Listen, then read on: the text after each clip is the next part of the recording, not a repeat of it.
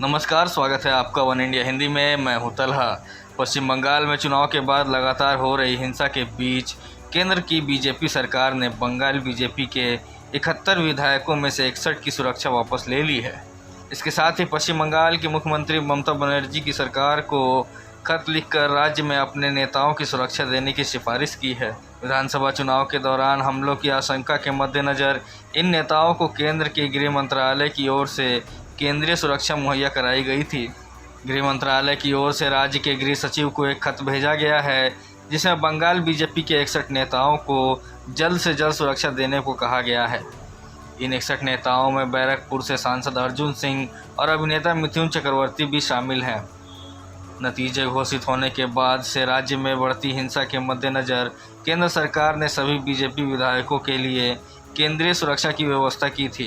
मतदान के बाद महीनों तक हिंसा जारी रही थी, इसलिए गृह मंत्रालय ने सुरक्षा तैनात की थी।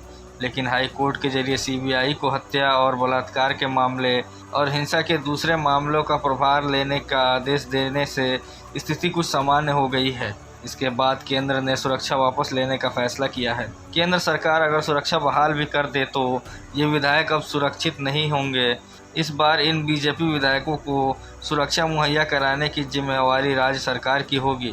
नियम के मुताबिक केंद्र को किसी भी विधायक को केंद्रीय सुरक्षा देते या वापस लेते समय राज्य को सूचित करना होता है। इस मामले में भी इसी नियम का पालन किया जा रहा है। चुनाव से पहले गृह मंत्रालय ने बीजेपी उम्मीदवारों को केंद्रीय सुरक्षा मुहैया कराई थी, लेकिन चुनाव के 1 महीने बाद ही वो सुरक्षा सिर्फ विधायकों को ही दी जा रही थी। राज्य में मतदान के बाद से बने हालात को देखते हुए सुरक्षा अवधि को कुछ और महीनों तक के लिए बढ़ा दी गई थी, लेकिन अब केंद्र को सुरक्षा की ज़रूरत महसूस नहीं हो रही है, इसलिए इस सुरक्षा को वापस लेने का फैसला किया गया है।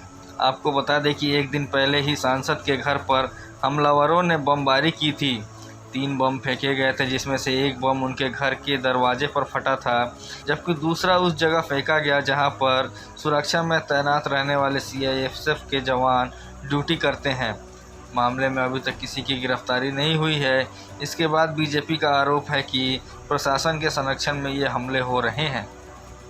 इस खबर में फिलहाल इतना ही। देश और दुनिया के ताज़ा तरीन अपडेट्स के लिए बने रहिए वन इंडिया हिंदी के साथ।